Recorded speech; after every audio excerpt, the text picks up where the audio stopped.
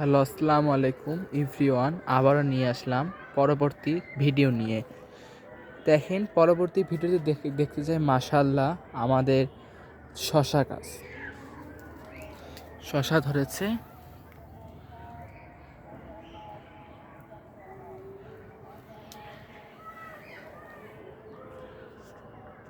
তারপর আসলাম পেঁপে গাছ, অনেক রকমের পেঁপে এখানে আছে।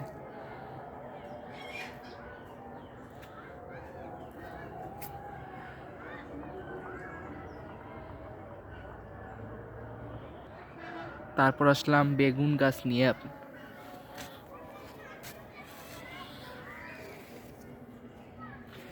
বেগুন গাছগুলো আপনারা মনে করেন অনেক কষ্টে, অনেক কিছু লাগে, কিন্তু যারা অনেক শখে ছাদ বাগান করে, কিন্তু প্রথম কয়েক সপ্তাহ আপনাকে কষ্ট করতে হবে এই ছাদ বাগানের জন্য। প্রয়োজনীয় মাটি, গোবর সার, ফসফেট, ইউরিয়া সব কিছুই আনতে হবে আপনার এখানে। কষ্টের অপরিহার্য কল্যাণ আমাদের এই ছাদ বাগান। প্রায় প্রতিদিনই হরেক রকমের সবজি তোলা হয় এই ছাদ বাগান থেকে।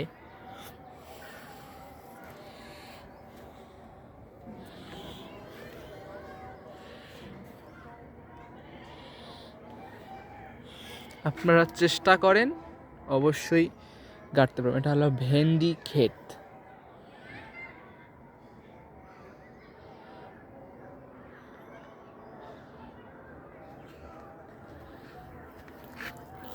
তারপর আসলাম পুঁই শাক নিয়ে। হাজারো সবজি আর মায়ের অক্লান্ত পরিশ্রমে এই ছাদ বাগান ভরে গেছে। একসময় এই ছাদ নীরব দৃষ্টি আকর্ষণ করত, কোনো কিছুই ছিল না সাথে। সেই একটা, চারটা, পাঁচটার গাছ থেকে অহরহ গাছ।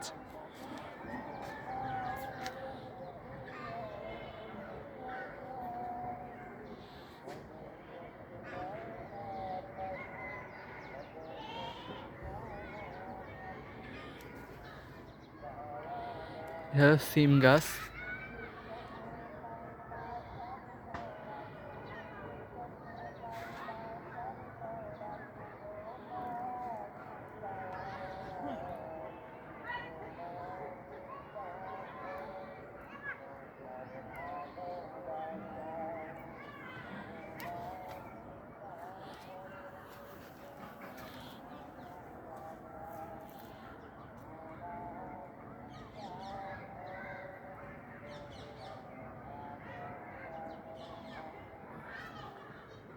তারপর চলে আসলাম করল্লা গাছে।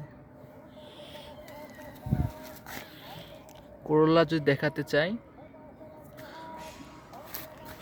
করল্লা কালকে তোলা হয়েছে, তো এই জন্য বেশি করল্লা আপনারা দেখতে পাবেন না, যত ছোট ছোট করল্লা আছে এখানে দেখতে পাচ্ছেন আপনারা।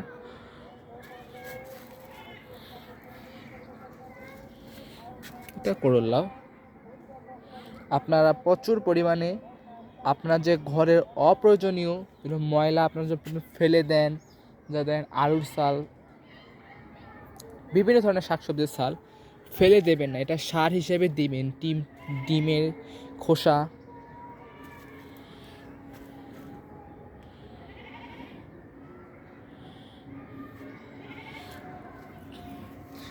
এটা মরিচ গাছ। মাশাআল্লাহ মরিচ হয়েছে, মরিচগুলো সেই ঝাল। এটা হলো লাউ গাছ। লাউ গাছে আপাতত লাউ ওঠেনি, ইনশাল্লাহ উঠে যাবে লাউ।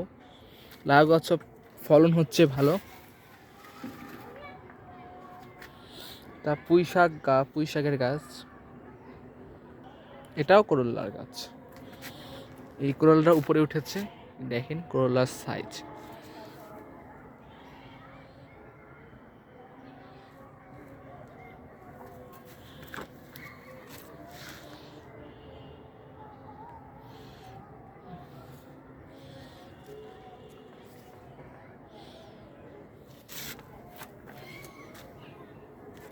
উপরে দেখাতে চাই, উপরেও আছে করল্লা, বাট দেখাতে পারছি না।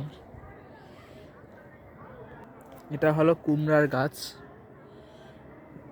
দেখেন মিষ্টি কুমড়ার গাছ উঠেই গেছে। দোয়া করেন যেন মিষ্টি কুমড়া যেন হয়। এটা হলো সাদা বেগুন।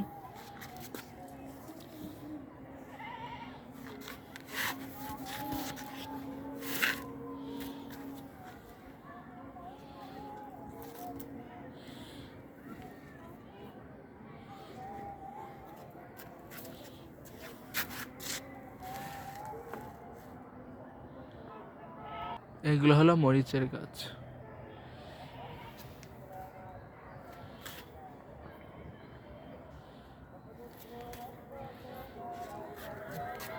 টমেটো গাছ।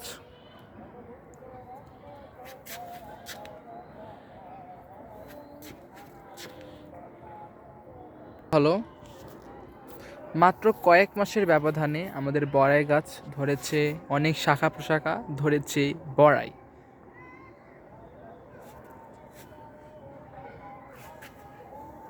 অনেকেই বলে ছাদে বড়াই গাছ হয় না, বড়াই গাছ মাটিতে হয়।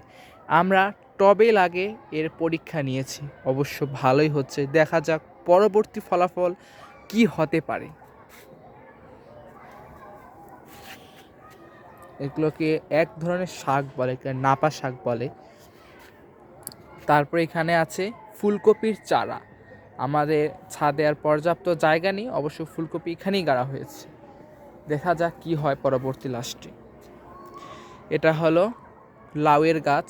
লাউ গাছ আপাতত হচ্ছে, এটা টিনের চালায় উঠে গেছে। আপাতত আমি দেখাতে পাচ্ছি না আপনার পেয়ারা গাছে। পেয়ারা গাছে আপাতত কিছুই এখনো হয়নি, অবশ্য হচ্ছে। পরবর্তী ভিডিওতে আপনার পেয়ারা গাছের ইয়েতে পাচ্ছেন। এটা হলো আপনার লেবু গাছ। এগুলো হলো মূলার গাছ। আর এই পাশেটা হলো বাঁধাকপির গাছ। দেখতে কিরকম একই না? এটাও লাউয়ের গাছ।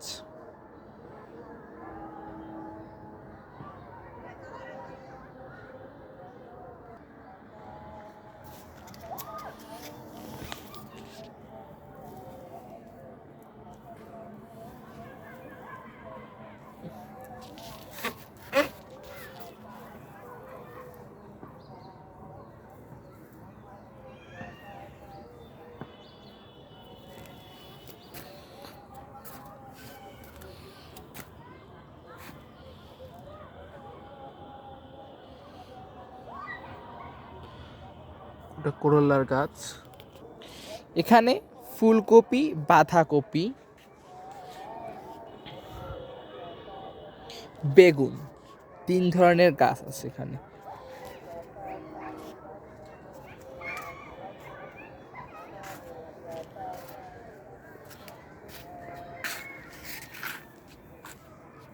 এটা মরিচের গাছ, এটা আরেক জাতের মরিচ।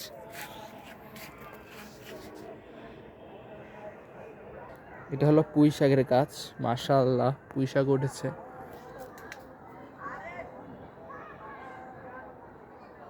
এখানে কচু শাক,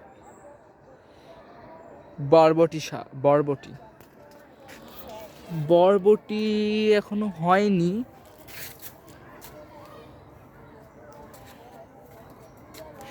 বরবটির গাছটা বড় হচ্ছে আপাতত। এই দেখেন ভাইয়ারা সিম।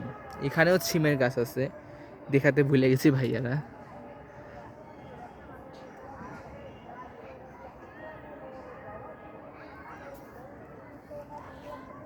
এটা তো আপনাদের ফার্স্টে দেখিয়েছি শসার গাছ।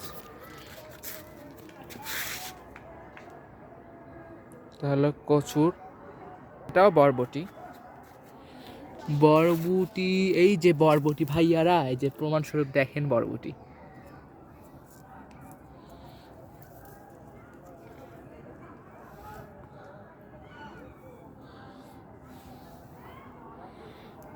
আর ওটা হলো আপনার এখানে পানি কুমড়া, ফুলকপি, বাঁধাকপি, 3 ধরনের গাছ আছে এখানে। এই যেটা আমার লেবুর গাছ, লেবু দেখছেন ভাইয়ারা, লেবুর ফুল ধরেছে অনেকগুলা। লেবুর গাছ, এটা 1 বছর পরে এই লেবুর স্বাদ প্রচুর ভাইয়া। পুঁই শাক, এখানে রয়েছে বাঁধাকপি, ফুলকপির চারা, বেগুনের চারা, কচু শাক, অ্যালোভেরা। এইভাবে আপনারা প্রচুর পরিমাণে ফল ফসল লাগাতে পারেন। ছাদকে ফেলে না রেখে ছাদে চাষ করেন, দেখবেন আপনার মন ভালো থাকবে, মানুষ দেখতে আসবে এবং মানুষ অনেক প্রশংসা করবে এবং আপনারও ভালো লাগবে এবং নিজের গাছে ছাদের সবজি খাওয়ার এক আনন্দ, ফিলটাই আলাদা। ভাইয়ারা আমরা এখন চলে যাই। মরিচ গাছ, মরিচ,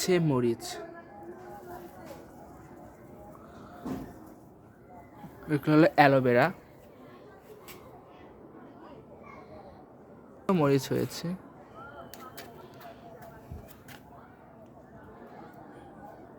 হলো আদার গাছ, আদা।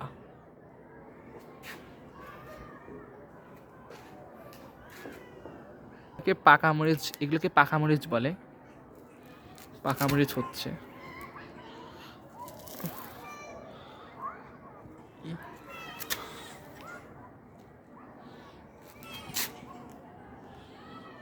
অবশেষে আমি বলতে চাই যে ছাদ বাগান বা ছাদকে ফাঁকা রাখবেন না, প্রয়োজনে ছাদে চাষ করার ব্যবস্থা করুন। চাষ করবেন, দেখবেন আপনার ভালো লাগছে। বিভিন্ন ধরনের শাকসবজি, শীতকালীন হোক গ্রীষ্মকালীন হোক, সব চাষেই হবে। মানুষ বলে এটা অসম্ভব, কিন্তু আমরা সম্ভবকে সম্ভব করে দেখছি। আল্লাহ হাফেজ বন্ধুরা, আবার পরের এপিসোড নিয়ে আমি চলে আসবো। আল্লাহ হাফেজ।